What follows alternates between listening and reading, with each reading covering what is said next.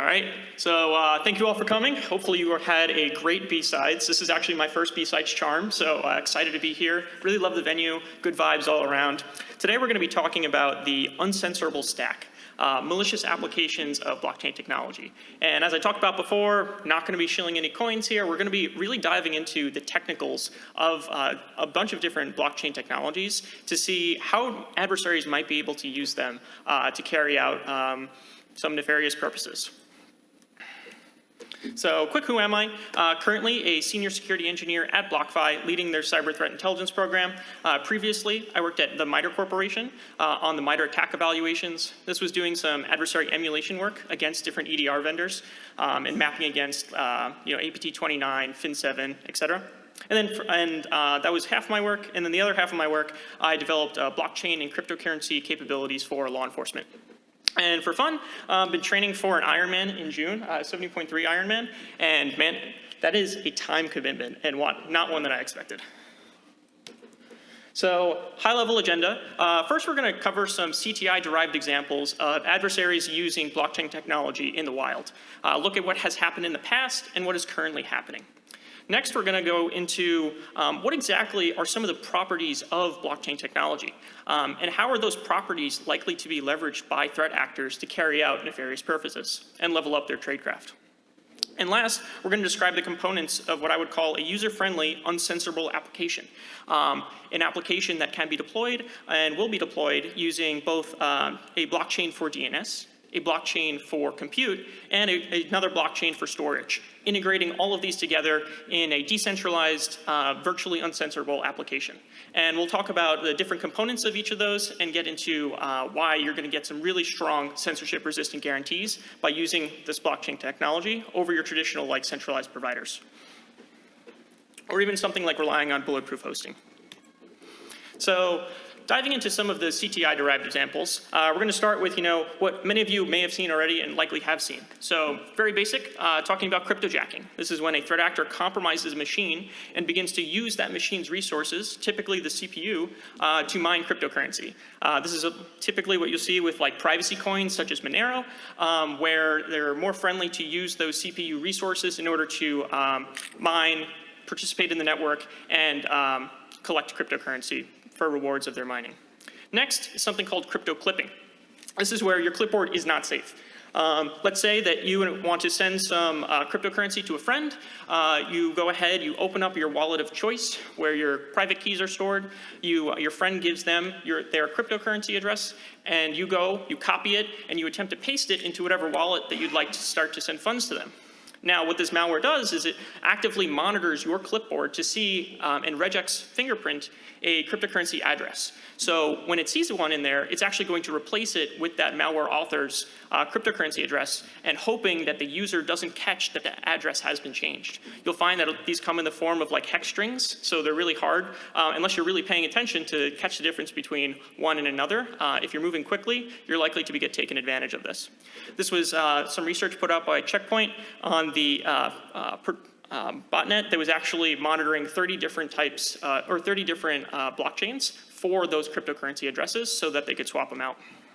And then lastly, before we dive into some specific blockchain-based capabilities, we've got Trojanizing cryptocurrency applications. So Blue Noroff, an APT group out of North Korea, was dropping backdoored versions of MetaMask, which is a popular Ethereum wallet, where instead of pointing to the Chrome Web Store for your Chrome extension where you would have this MetaMask wallet, they actually would go into DevTools and point your browser to a locally backdoored version of MetaMask that was dropped on disk. And the purpose of this was that when you go and unlock your MetaMask wallet, you're going to be putting in your seed phrase, which can be used for, essentially think of it like your private key. And they will go take that private key, send it upstream, and immediately start draining all funds related to that wallet. So the next version is kind of like backdooring versions of cryptocurrency trading applications. So again, this is actually a report put out from CISA very recently about a North Korean state-sponsored APT group that was compiling Electron.js applications to look like popular cryptocurrency trading software, with the same goal in mind to essentially get the private keys and be able to sweep funds out of those wallets.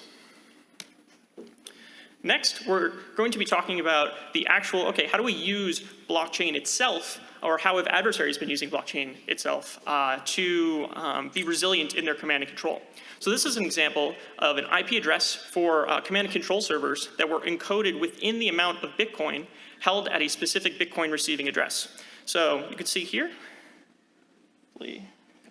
oh, all right, so the balance section you'll see at the bottom. What this malware would do is it would first go to a public blockchain explorer at a specific cryptocurrency address. It would get the balance at that address. It would convert that balance to hex.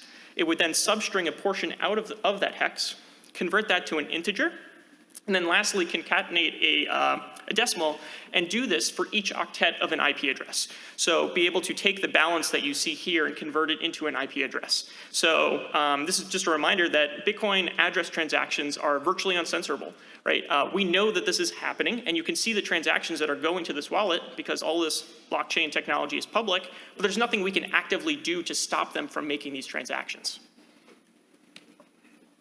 Next, on a research section, so a number of years ago, a few researchers put out a paper called ZombieCoin, and this is powering the next generation of botnets with something called Bitcoin script. So for those of you who don't know, Bitcoin actually has a scripting language built into it. Not too, or a little similar to that of Ethereum if you heard about smart contracts, which we'll talk about a little later in the talk, but it is very limited. There's just some basic logic and math in there packaged in those Bitcoin transactions, and it's not Turing complete. And this is by design as compared to something like Ethereum in order to limit the attack surface of what you can really do and exploit within this Bitcoin script. You know, in Ethereum, you're hearing about exploits of different DeFi projects, you know, basically every week, hundreds of millions of dollars. And that's a bit in part because there's so much flexibility within the language that developers end up shooting themselves in the foot and coding in vulnerabilities. And we don't quite have enough tools to check for those yet. And so one of the Bitcoins, in Bitcoin script, we have opcodes. And a specific opcode that the paper mentions is the op return. And this is where you're actually able to store bytes of data within a transaction. So in the image below, I know it might be a little bit hard to see for those in the back, but essentially you've got a botmaster who has a botnet that is operating out in the wild. And this botmaster can then create a transaction, and inside that transaction, leverage the op return code to store some data in there. They can store a domain. They can even store a command, such as, you know, I want you to begin exfilling this data. So they can store that, create a transaction, propagate that out to the Bitcoin network, and then, like we saw previously in the last slide, those bots can pick up that transaction, right? All of this is happening on a peer-to-peer system that's publicly available. And those bots will then read the data that's in that op return code and be able to start executing that command. So proxying that command and control execution through the Bitcoin blockchain. And more recently, we actually saw an implementation of this. So first we had a research paper where some researchers were theorizing how it might be leveraged, and now we're seeing actual APT groups going out and leveraging it. So this was, I can't really pronounce it, it's like Glubtiba. I don't know how to say it. I actually put it into Google to see how to say it, and it turns out whoever named this just called him stupid. So that was kind of interesting. And apparently it's Croatian, in case you were curious. So we have the blockchain transaction op return code data. And in this instance was essentially decrypted using AES 256 encryption. And it was providing a backup command or domain name to execute. So it's a little, might be hard to see in the back, but the red section is the IV. And this is actually in a transaction that was put on the Bitcoin blockchain in that op return code. So the red section is the initialization vector for that AES encryption. The last 16 bytes is specifying the mode, which in this case was GCM. And the middle section is actually that encrypted domain. For this specific malware, the decryption key was hard-coded within the implant itself. So that malware would go out, look to the Bitcoin blockchain, source and pull that op return data, decrypt it, and was able to execute whatever command was embedded within that Bitcoin transaction. Now, we talked about Bitcoin, and this is not only going to be a Bitcoin blockchain talk. We're going to see how exactly do we use some of the other blockchain technology that's out there to create a fully censorable or uncensorable stack. So an example of this is we start talking about, okay, what does it look like if you have DNS capabilities backed by a blockchain? And so there's one out there, it's called Namecoin, and in this instance, we're going to dive into the Shifu banking Trojan. So the Shifu banking Trojan leverages Namecoin, which is a decentralized domain blockchain, and specifically for subdomains underneath the .bit TLD. In this instance, that banking Trojan was able to retrieve IP addresses for the command and control server based on what the Namecoin node would respond with. So if you take a look at the bottom here, we start with any public Namecoin node. So you can think of a Namecoin node just like a blockchain node or a Bitcoin node, except it's running two different services. The first service is called NamedCoinD. This service essentially is going to be running your blockchain daemon. This is where you're going to have transactions, and these transactions are actually going to be DNS records that are set. So if I own a private key and I want to purchase a .bit TLD, I can do so on the Namecoin blockchain. And I can also set your typical DNS records. So I can set A records, AAA records, text records, and this is done through creating transactions on the Namecoin blockchain. Next, we have the Namecoin resolver. And the purpose of the resolver here is to actually check the blockchain as a source of truth. So it will say, okay, it receives a query, in this case from the Shifu banking Trojan, for a specific domain.bit address. The resolver is then going to resolve whatever DNS request is coming in by looking to the blockchain and saying, okay, what A record is on the blockchain for that specific .bit TLD? Now, I want to stress here that in this instance, they were using any public Namecoin node. Remember, these are peer-to-peer systems. So there are hundreds of people who are operating these nodes sheerly because they want to participate in the Namecoin community. So it's not relying on any single point or single server to resolve these queries. And if you're a malicious operator, you can stand up your own too. There's nothing saying that you can't host some of your own local infrastructure for this. It's all open source code. Next, we have, so what actually makes a good blockchain in terms of its uncensorable application? What might be next? What might we see for some threat actors? And to better understand what we might see in the future, let's take a look at what are some blockchain properties or properties of blockchains that can be leveraged by an attacker. So what are blockchains good at? Well, they're incredibly resilient. This comes in two forms. Both their peer-to-peer network, where there's a number of different public nodes that are all talking to each other. And then you have the consensus layer, which is they're all agreeing on the transactions that are happening on the network. This is either done through proof of work, proof of stake. There's a bunch of different ones out there. We won't get into the specifics today. And essentially, the consensus layer structures it in such that it's irreversible, right? Especially for some of the more well-known blockchains. So when we're talking about Bitcoin, Ethereum, if you want to 51% attack those, where essentially you're able to amass a large stake in the network such that you can control what is happening on the blockchain. Today, the game theory behind that is such that it's, incredibly unlikely that someone is going to be able to change the records on the Bitcoin blockchain, for instance. To give you a sense of scale, we're talking trillions of dollars and of buying different types of mining hardware, which isn't exactly going to be something that happens quietly. Next, it's also verifiable in that users can self-host all of this infrastructure themselves. I don't have to trust on any third party. I can download the software. I can let the software verify the blockchain and do so on my local network. And these properties together make it so that it's effectively uncensorable. I talked about Bitcoin transactions before. There's no one, including governments, are really going to be able to stop me from broadcasting a Bitcoin transaction network or a transaction to the Bitcoin network. Now let's take a look at what are blockchains bad at. Well, they're incredibly slow. So block times are how long it takes to actually append some of that data to the blockchain. In this instance, on Bitcoin, that's going to be about 10 minutes. Ethereum, much less, between 8 and 15 seconds. Also, if you want to host the node infrastructure yourself, it's going to take a while to sync all of the previous transactions, meaning Bitcoin's been around for a while. If you want to verify that whole transaction set that came before you, that's going to take quite a bit of time. SSD recommended. You're probably going to be waiting at least upwards of a week if you're doing it on a hard drive. And because of this, there's moderate self-hosting resource requirements. Like I said before, you're going to need SSD. The Bitcoin blockchain itself, I believe, is going to be around like 650 gigs if you want to host it all yourself. And Ethereum, if you want to host the whole entire state of the Ethereum network and run a full node, that's going to be on the order of like 2 terabytes. Granted, not everyone is going to be doing that. There's lighter version and lighter clients that you can do to get around that. But point being, it's going to take a lot of resources. And you can also not really, or are limited by the transaction size and storage. So I talked about before about using this for command and control. You can think of this as like a one-way direction. You're not going to be able to really exfiltrate data through a blockchain. Typically, because it actually costs you money to write data to that blockchain, right? You have to pay miners fees in order for your data to be preserved on that blockchain network. Now, in Ethereum's example, you can actually read data from that blockchain for free. So there's a number of public Ethereum nodes, which we'll talk about later in the talk, where you can request data from them, and they will just happily answer that question for you as long as you're not writing new state, you're not writing any data to the blockchain. So now we're going to dive into what does a tech stack look like for an uncensorable application? And when I talk about tech stack, I'm referring to a blockchain at each one of these different layers.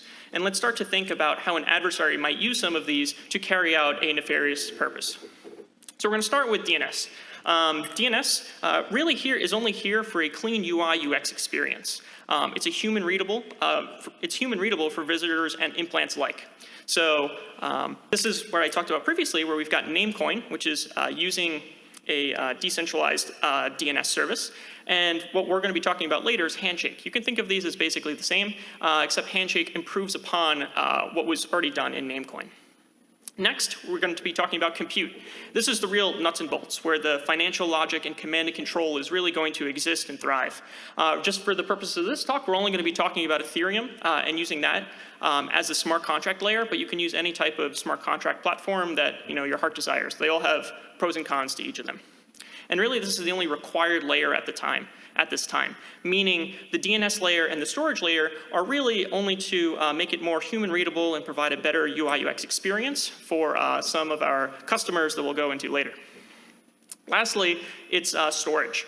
So storage is going to be, again, for our UI UX experience, and this is where we can actually deliver a complete HTML, CSS, JavaScript to a client. So such that if you browse to one of these sites, you're going to be able to host and render all of that website that was delivered from a decentralized storage network to your browser locally.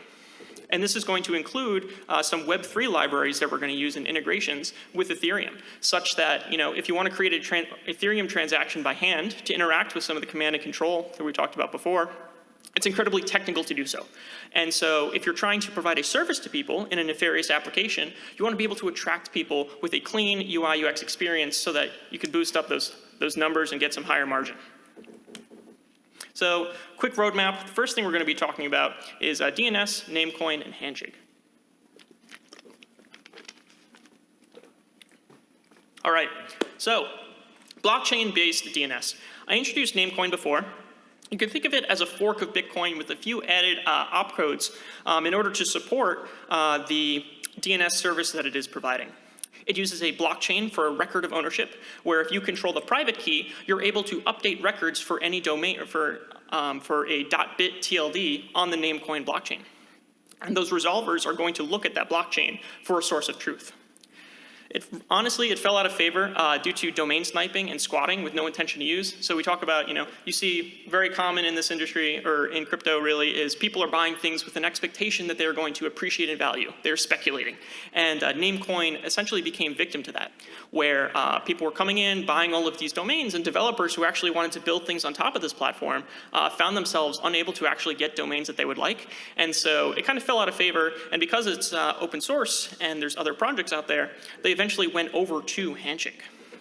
So Handshake essentially is the same premise as Namecoin, but with a few added benefits. For instance, it uses a victory auction to allow buyers to actually bid for TLDs of their choice. And when I say TLDs of your choice, I'm referring to any Unicode string that you can think of, you can own as a .tld. So it's pretty crazy to think about. We'll talk about later how Essentially, like I tried to buy BSidesCharm or BSides as a top-level domain, and it was already taken, so didn't get it for this talk. But I'm sure you guys can think of many other Unicode strings that you might want to own at a top-level domain level. And so this is essentially a decentralized root zone of trust, pretty equivalent to that of ICANN, while being interoperable with existing TLDs. So for instance, you can't buy .com, right? At least not on the Handshake service. So now we have blockchain-based censorship-resistant domains. And remember, this can be locally run and verified with no central authority. If I want to stand up my own Handshake node, I can do that, right? I can resolve my own queries on my own local network. If I choose to trust third parties and all of the public Ethereum or Handshake nodes that are out there, I can do that too. There's a list of public resolvers that anyone can use. And so this adds to the resiliency, the uncensorableness, because if anyone can stand up a server and you can leverage any of those public nodes, then it's going to be much harder to take down as a whole. And it's got an added benefit of DNS over HTTPS. So let's take a look at Handshake since it's the most popular and the most user-friendly. So if you actually want to buy one of these TLDs, you're going to use something that's basically akin to an exchange. So the one that I was using is called Namebase. And on Namebase, you can think of them as an auction proxy.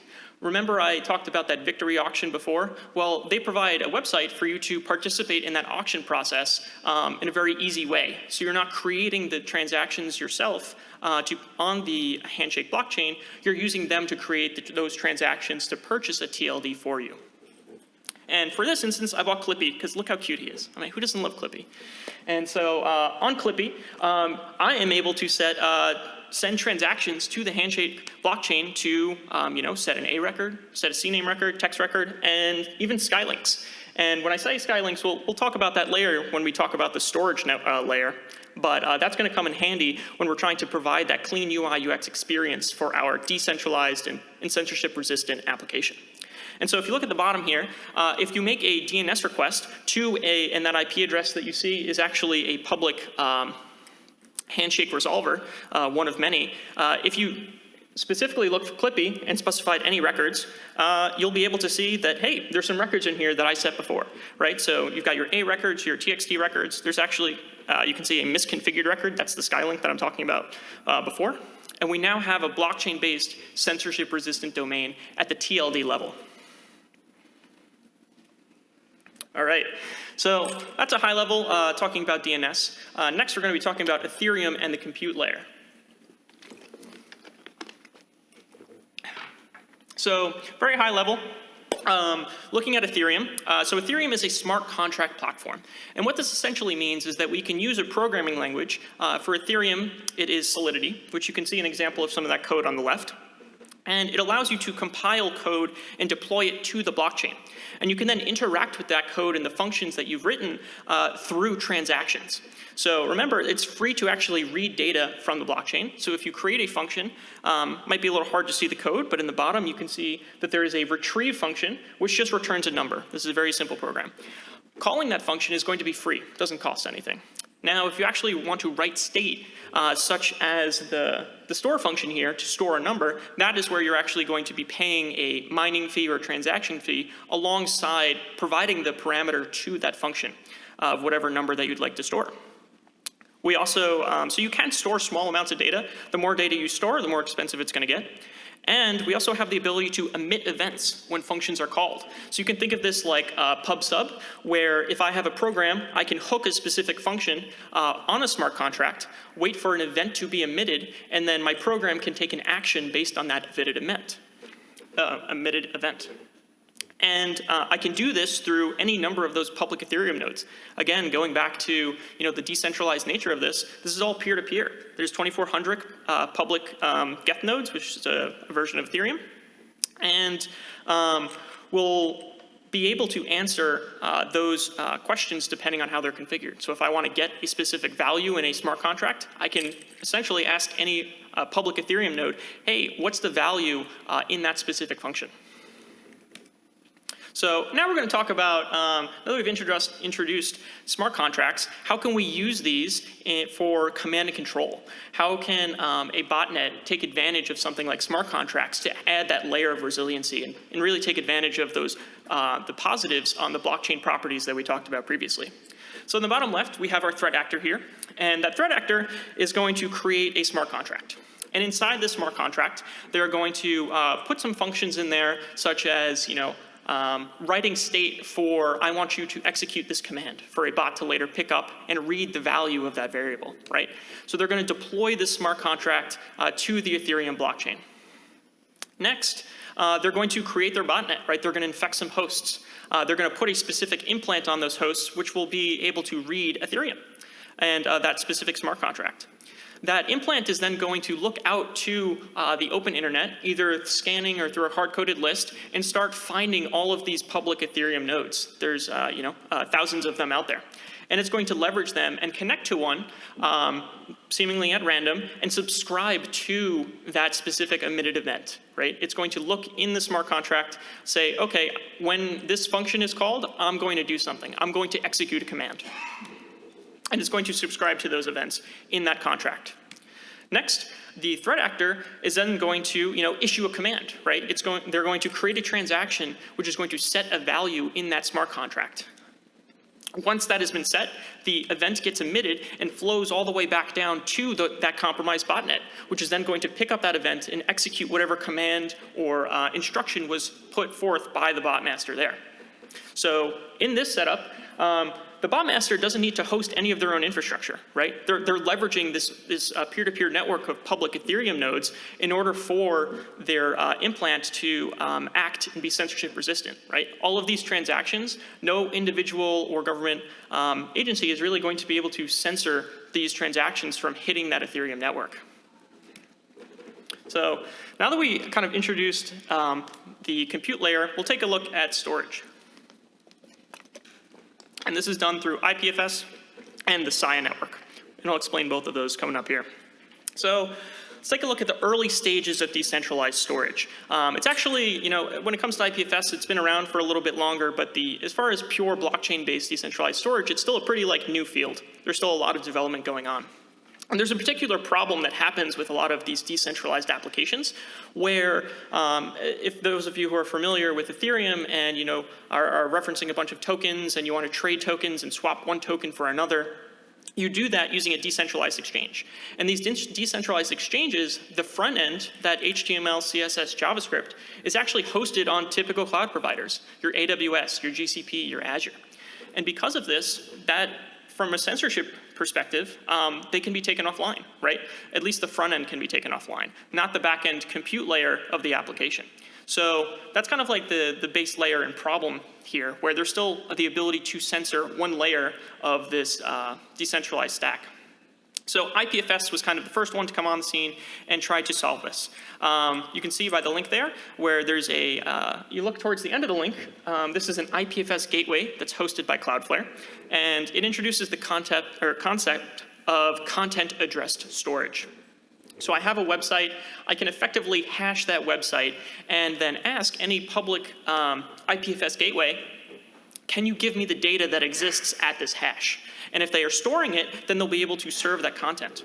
And that you can do this by accessing a gateway that's closest to you. However, there's a problem with this. And the problem is that these gateways are essentially run by the community. They're run for free, right? You essentially need to convince someone that your data is important enough to store. And if you can't convince anyone, that means you have to host it yourself. And this doesn't really fall in line with our ability to really have censorship-resistant data. Because if there's if you're the only one who's hosting it and you're the only one that cares about your application, that's a single point of failure that can be censored. So if you don't want to run a gateway, then at least you have to convince someone else. Next, we talk about how do we solve this? And we solve this using the SIA blockchain. And this is where decentralized storage comes into play. IPFS itself wasn't actually using a blockchain, but now we're going to be moving this over to a blockchain-based system. And SIA has two components to it. SIA has renters, and these are people who want to buy storage. And they have hosts. These are people who have a bunch of hard drives and are looking to sell the storage that they have to renters. The renter will essentially sign a contract with the host, where the host is advertising the price that they would like to sell storage at, and they put up an amount of collateral such that they're essentially financially promising that they're going to store this data or risk losing that collateral if they fail a storage proof. So the renter, after signing a contract with the host, can then begin uploading their data to a number of hosts. This is distributed depending on what redundancy level you're looking for. I believe the default is 30 hosts, but essentially you can choose every host in the network if you like, because you're the one who's paying for it. And the hosts are able to set storage and bandwidth pricing. And the key difference here is the contracts, which are very similar to Ethereum smart contracts, which is how Sia does this, and storage proofs are what actually gets written to the blockchain. So in a similar way, like you're deploying an Ethereum smart contract, on the Sia network, you're deploying a storage contract. And the data itself is actually stored on the host hard drives and not the blockchain. So as long as someone is paying for that data, it will get stored, right? So if I don't need to host any infrastructure myself if I choose not to, someone else is doing that for me, but I'm paying them in the form of Sia coin in this instance. Currently, there are 723 hosts storing about 2.6 petabytes of data with a total network capacity of 7.8 petabytes. And so when we talk about, okay, how is this data stored at a very high level, it uses something called erasure coding. And we have Bob here, and Bob is going to take that file that he wants stored and split it up into a bunch of different chunks, and redundant chunks, I might add. And each one of these chunks is going to be encrypted and uploaded to 30 hosts, 100 hosts, however many hosts that really Bob chooses. And Bob is going to set essentially a redundancy scheme such that only 10 of, let's say, 60 hosts need to be online for Bob to recover their entire file. So if a couple hosts go down, that's fine. You can essentially keep the file healthy by propagating it to more hosts over time. So how many of you have heard of Firefox Send? I loved Firefox Send. Very easy file sharing platform. Unfortunately, Mozilla took it offline. And they took it offline because, as you might guess, people were storing malware on it and serving malware from it. It allowed you to locally encrypt a file, upload it to their platform, and have someone else, by sharing a link, download and decrypt that file. So this is kind of like what Skynet now comes in and fills this need. So it's file sharing built on top of Sia. So it uses that Sia host marketplace that I talked about previously. And now we get essentially IPFS file sharing backed by a blockchain. And it's done, instead of trying to convince someone to store your data, you can now pay someone to store that data for you, unlike IPFS. So as long as one person is paying to pin that content to the network, it doesn't have to be you, it could be someone else, that content will continue to exist because those hosts are receiving payments to store it, and they're financially incentivized to keep storing that data as long as they're receiving payments. So this allows us to share anything, right? We can even share folders of content to include static websites. And you might see where I'm starting to go with this. So giving a little bit of a preview, you'll see the link, and I've got some highlights underneath here, where the beginning portion of that link is actually where it's integrating Handshake. So remember I talked about having your own top-level domain on the Handshake blockchain? Well, in this case, someone purchased SkySend on the Handshake blockchain. The link here provided, the green section is saying we're going to specify the Handshake protocol. And then in the blue section, you see siasky.net. And this is very similar to, what exists at this site is very similar to IPFS gateways. This is a portal which is essentially going to be proxying the request for you, going out to that host network and retrieving the file that you are providing that hash for, right? So again, you don't have to trust this siasky.net to go and fetch those files for you on the Sia blockchain. You can host this infrastructure yourself. So again, adding to the resiliency, adding to the self-verifiableness. So if we go here, just open it up quickly. You see, this is very similar to Firefox Send, right? This is all served, when I talk about that host network, what's happening here is siasky.net is reaching out to that host network. It is grabbing all of the HTML, CSS, JavaScript that is deployed out on that network. It is getting it together for us and then serving it to us in a way that the browser can render, right? So now I can upload a file to this decentralized website. I can essentially have it be self-encrypted and then share that file with someone else that I would like to, right? And again, I don't have to trust anyone in this whole exchange. If I want to host all of this infrastructure myself, if I want to, not trust SciSky.net, I can host this myself.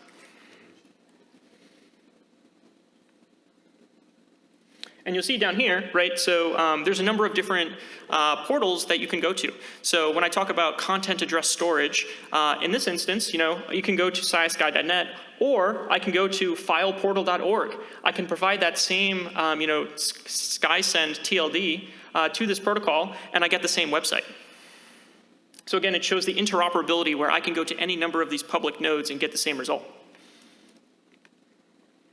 So now we're going to put this all together. I talked about having a DNS layer, which is stored by a blockchain, a compute layer, which is backed by Ethereum, and then a storage layer where we can actually deliver a user experience, a client experience in a way that they don't need to trust anyone. So we're going to dive into one of the nefarious applications that I came up with, which is distributed denial of service as a service. You're a bot master, you've got some bots, you want to sell denial of service services to get a higher margin instead of your crypto jacking. Right? But the problem is you don't trust anyone. And so what you might be able to do is leverage an uncensorable stack to sell your botnet services to someone without having to trust you at all. So, shut up and take my money. Let's go. Let's get into it. So we're walking you through it. We're going to go from the perspective of the bot master, right? How are they going to sell this service, right? They've got a botnet, they want to monetize it, and they want to monetize it in a trustless way. So first off, they're going to deploy a smart contract, right? They're going to deploy to the Ethereum network. Like I talked about previously, they're going to have some functions in there. And one function is going to say, anyone can call this function. And if they're called with a value that's greater than 0.1 ether, and is provided a domain, then the bot will go and pick up that domain and begin a denial of service on it.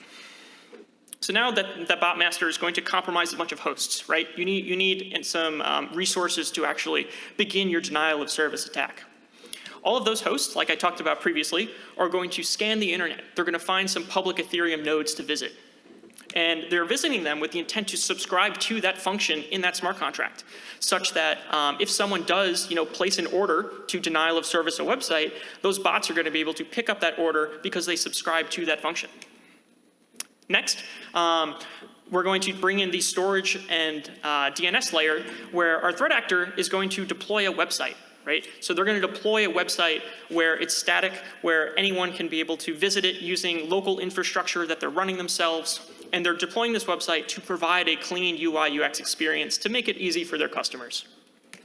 And lastly, they're going to buy that handshake domain, right? So it gives them a human-readable domain that they're able to advertise on, their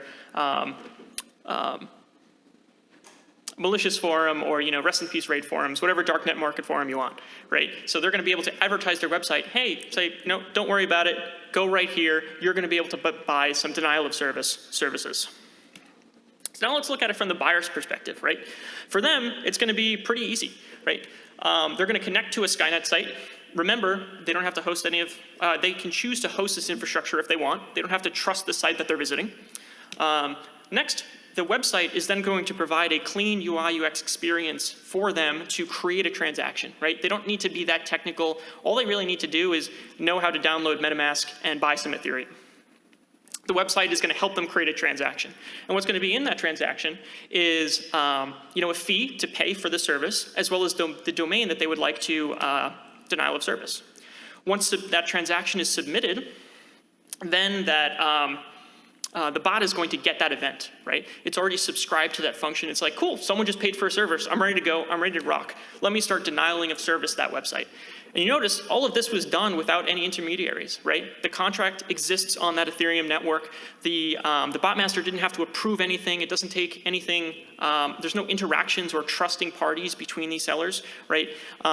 It can be done in a way such that the buyer of service may only pay for a very small amount of denial of service capacity to just prove out that, yeah, in fact, there is a botnet behind this, right? They can scale up or scale down depending on how much they trust the service and slowly build up trust with more payments and more credibility within the smart contract platform. So you've got a seller service, which essentially amounts to this smart contract, right? The smart contract is what's doing the heavy lifting here. And you have the buyer of that service, which is essentially just going to have that wallet.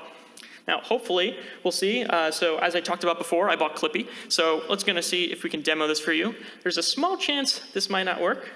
Looks like it did not update the H&S portion, because unfortunately, blockchains are slow, and I was making some edits before this talk. But don't worry, we've got, without the human-readable domain, but still hosted on the decentralized storage network, we have our Welcome to Evil Corp. This is a functional, trustless, denial-of-service e-commerce platform. And what you're going to do is you go down to here and say, okay, well, again, I can host this infrastructure myself and visit it. So how do we actually buy these services? Go ahead and install MetaMask. You buy some Ethereum. You pay the fee and provide a domain to begin denial of servicing. And the bots will take care of the rest. So we'll go back up here. We'll go ahead and I'm going to act as the buyer in this situation. So I've got my MetaMask wallet. And you'll see up here, I have some testnet Ether in here. Don't worry, this isn't real. And I'm going ahead and just click Connect MetaMask. And you're going to have a pop-up saying, yep, I'd like to connect with this site. I'd like to begin to send transactions to this site. So we're going to hit Next. And we're going to improve the connecting of our MetaMask wallet to this specific website. Next, I'm going to provide a domain to denial of service. So anyone from the crowd want to shoot at some domains? I'm not actually denial of servicing anyone here. We got Google, all right. So we have google.com. What we're going to do is we're going to go over to our implant, right? So this is mocking our botnet here.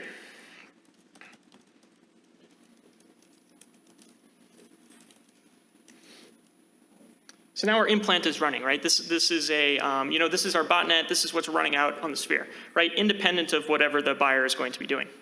So let's pop back over to our Evil Corp site. We have Google, so now we're going to click Fire Away, right? I don't need to know anything about what is essentially going to be happening as a transaction on the back end. We have a little pop-up here that says, hey, there's a transaction. As you'll see, it's going to cost 0.1 Ether. This was crafted for me by the JavaScript that exists at this website. And I can go down and say, yes, I would like to confirm this transaction and provide that domain to the service. So you see down here, I've got it set so that we can see the transaction hash. And we can keep an eye on this as it begins to make its way through the Ethereum network. So as I said, one of the downsides of blockchains is that they can be slow. We expect that this will take maybe 15 to 30 seconds to actually propagate through the Ethereum testnet to be verified and put in and included into a block by miners. And once this does go through, that function is going to emit an event saying, hey, this is the domain that was provided. And then our bot, our implant, is going to pick up that job and start beginning to denial of service, in this case, google.com. So I'm going to pause here while we're waiting. Is there any questions at this point in time while we're waiting for the blockchain to do its thing?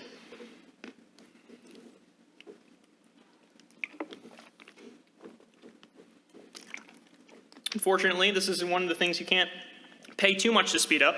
You can increase the transaction fee, saying that essentially it's your Disney Fast Pass. You want to get to the front of the line. You spend a bit more money in order to be included in the very next block. But the dynamics on the testnet aren't exactly the same as on the mainnet, mainly because there's no real financial incentive to be faster, because essentially we're just playing with fake money here. These are casino chips on the testnet.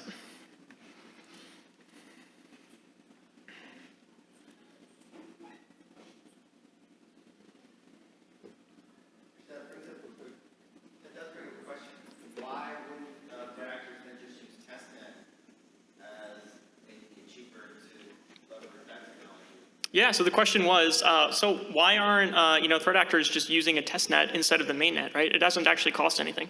And the problem is that if the threat actor wants to get paid in some currency that has real value, they're going to need to do it on a network where that value exists, right? So I can buy some testnet ETH, but they can't actually cast that in for anything at the end of the day.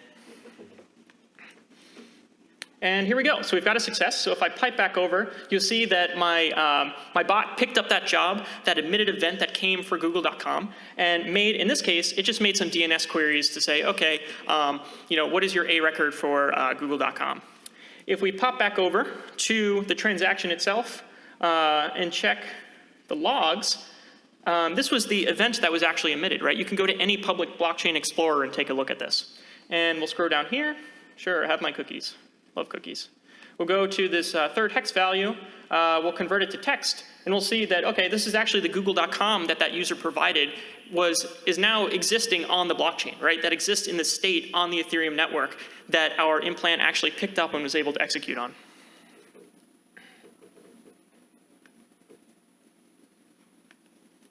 So that was kind of like, one of the things I thought of on how a threat actor might begin to, monetize their botnet in a way that they don't really need to trust anyone. As a reminder, that whole process that we saw with having a human readable domain, being able to rely on a decentralized storage network, me as a buyer of that service, I don't have to trust any third party. I can host all of that infrastructure myself and access that same content that we just saw here through blockchain infrastructure, right? So virtually being able to be pseudo-anonymous in doing so. And we start to look in the future, it's like, okay, this has been talked about a little bit. What happens about automated ransomware payments, right? What happens if a smart contract can be deployed in such a way that you can provably receive a decryption key, right? So you can use a smart contract, an operator can trustlessly sell their victims a decryption key for money. A victim can send some money to a smart contract, like we just saw, with a guarantee that they will either receive the decryption key to receive their data or get their money back. The victim does not have to trust the person who hacked their computer. They're trusting the smart contract. The contract itself, you can verify. It can be essentially what amounts to open sourced, but open sourced in such a way to where you can guarantee that what you're executing is what you expect to execute. And you can also trust that smart contract will handle the exchange fairly. So an example of this, when we bring it back to like CTI, the Conti ransomware group was actually talking about and looking into different blockchain-based platforms on how do they start maximizing their returns. They didn't talk about automated ransomware specifically, but it goes to show that these adversary and ransomware groups are beginning to explore what blockchain technology has to offer for them so that they can level up their tradecraft. And this technology has been talked about before. It's not exactly new in the kind of offensive blockchain space to think about automated ransomware payments.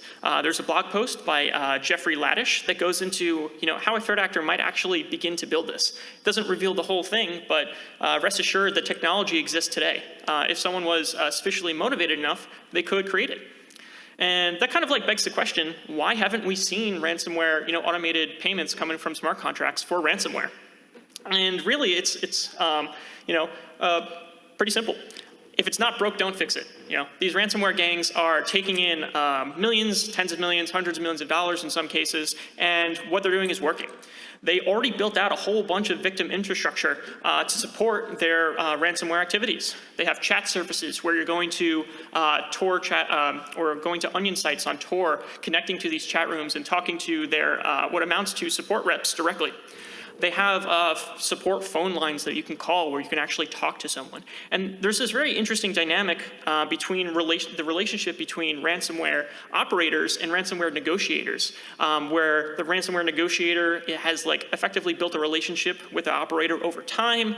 They know and have essentially said, okay, what we expect a certain payout to be based on a company's level of revenue. So there's an interesting dynamic there. Another reason why we haven't seen this is likely because it's a very technical tech stack. If you already, if anyone has seen, the way that some of these ransomware gangs operate, it's not exactly the latest and greatest in terms of TTPs. A lot of copy pasting PowerShell commands, not really understanding how to use even Cobalt Strike effectively, and really just cobbling together what they can to hopefully privesc and laterally move their way to the domain controller and push out some ransomware. And the tech stack itself, when we talk about smart contracts, is incredibly vulnerability prone. So it's seemingly every week, every 2 weeks, there's another $100 million hack in some DeFi platform. Why would they want to expose themselves to that risk if this isn't really their subject matter area of expertise? However, and this is the that verified contract source code that I talked about previously, where you can essentially verify that a contract is going to do what you expect it to do, such as reveal a decryption key to you, provided you provide some payment. However, I'll kind of like pose a question to the room and for you guys to think about, when you go home after this conference, is how likely are you to pay out to a verifiable contract? Does it change the calculus in terms of the likelihood of paying out to a ransomware gang if you can provably guarantee that you will get the decryption key associated with your encrypted files, right? You don't have to trust them. You're trusting a contract. What's the impact on ransomware and cyber insurance companies if you can get a guaranteed decryption key?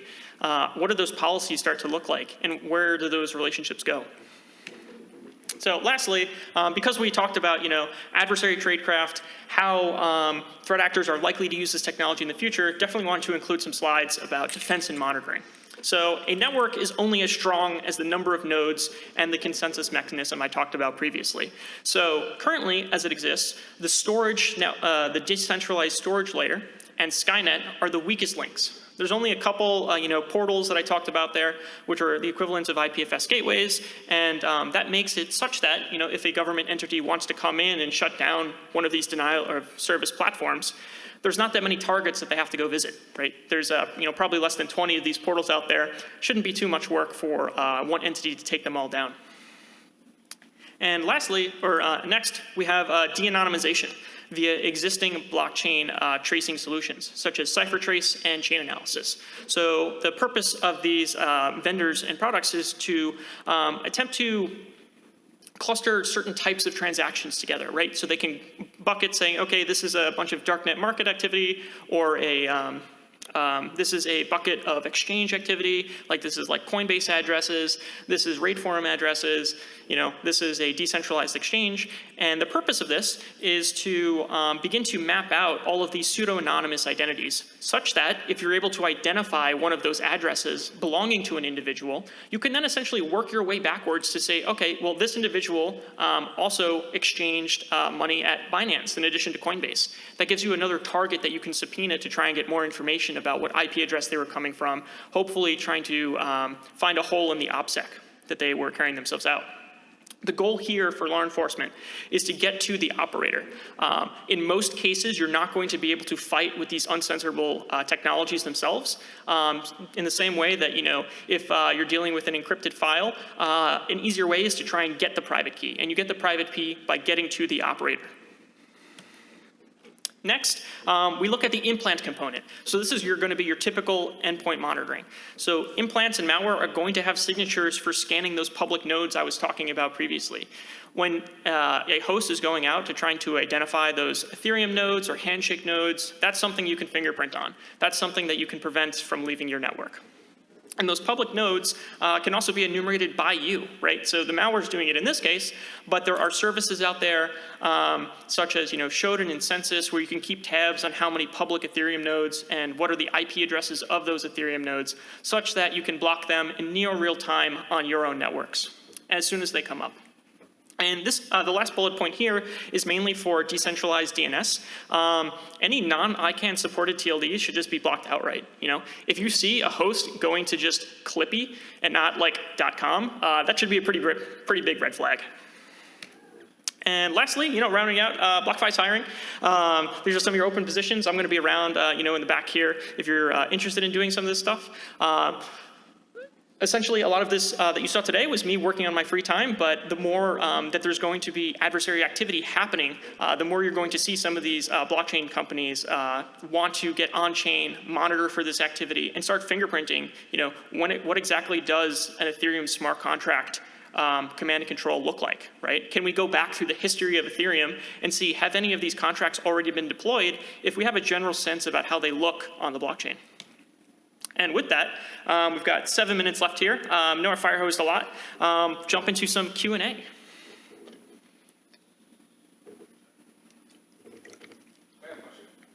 So I end in the back. Yeah, so I've seen a couple articles talking about North Korea doing various attacks on exchanges and the like. Are there any other examples of nation states using cryptocurrency or public blockchains to conduct various activities? Yeah, so I would say in terms of, the question was, are what other nation states and what types of nation states activities are actually using this blockchain technology. I would say it's still very new for them to use the core, blockchain infrastructure itself. It's very common for, you mentioned North Korea, as one, grouping of activity to target these exchanges. Another one is Russia. Right now, because of the Russia-Ukraine conflict, we saw their activity die down drastically, mainly because they're diverting their resources to that conflict. But, in the same way, why do they want this cryptocurrency? Their goal is to get as much cryptocurrency as possible to help them avoid sanctions, right? If they can purchase goods and services that they need in the cryptocurrency of their choice, that's in some instances, not all instances, harder to trace in terms of sanctions. So you had a question, sir? Yeah, around smart contracts, can they be removed from the network itself? And then if so, is there a history of smart contracts that you can kind of look back in for data analytics? Yeah, so question is, can smart contracts effectively be removed? And essentially, if you own the contract, there is a self-destruct function you can call such that or any transactions that go to that smart contract are going to be null and void, but that contract still exists. You can't actually remove the contract itself from the blockchain. It already has that written record there. What you'll see is some fancy DeFi developers, what they tend to do is they'll build in a migration function. So if they want to upgrade whatever decentralized protocol that they've built in a smart contract, they'll create a function that essentially is a pointer record to a new contract at a later point in time. So when I talk about blockchains being append only, if you want to stop using an old smart contract, you essentially by doing so just need to point to a new one. But you can't just flat out remove that existing smart contract that was already deployed. In the back. You mentioned about trustless payments, they pay back. So I'm looking at more geostrategic cyberthreats. There's more as a comments that one observation is if you get the decryption key and if it doesn't decrypt data, you don't get half of it back, or we hire other companies that sometimes it starts to complicate things. We try to do it another way, and we're locked up in the box.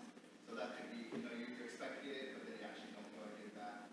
Another observation is basically to the other sites on double extortion, triple extortion, that if there's encryption with exfiltration, so you decrypt your data, but then they hold your data, and then they come back and go pay us more, or we'll leak it, and then you pay them, and then they pass that data to another threat actor that then extorts you again. So when does it end? So some Yeah, it's definitely not going to stop that double extortion problem. I think in terms of not giving all of your keys back to you, I think some ways, and again, the ransomware operator in this instance is incentivized to make as much money as possible. And so a scheme that they might end up using is for every individual file, they might have a unique decryption key for that specific file.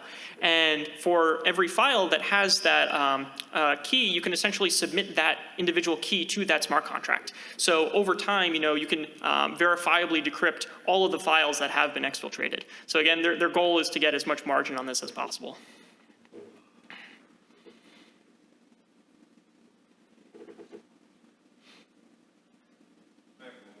Shoot.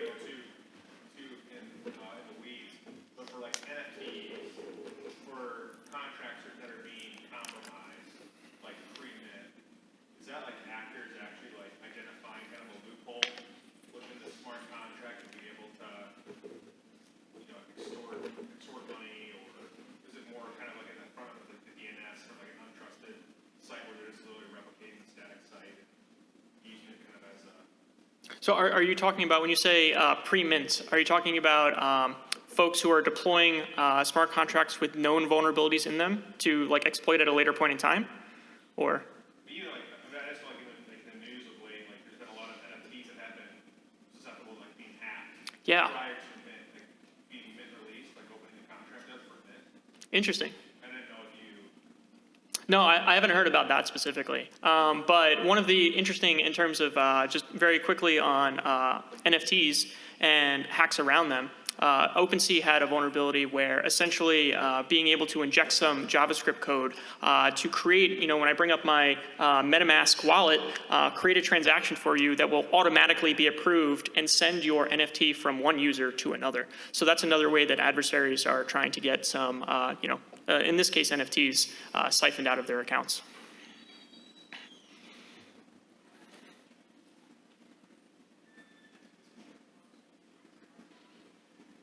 All right, I think we can wrap up a little early. Thank you all for coming, and enjoy the rest of your weekend.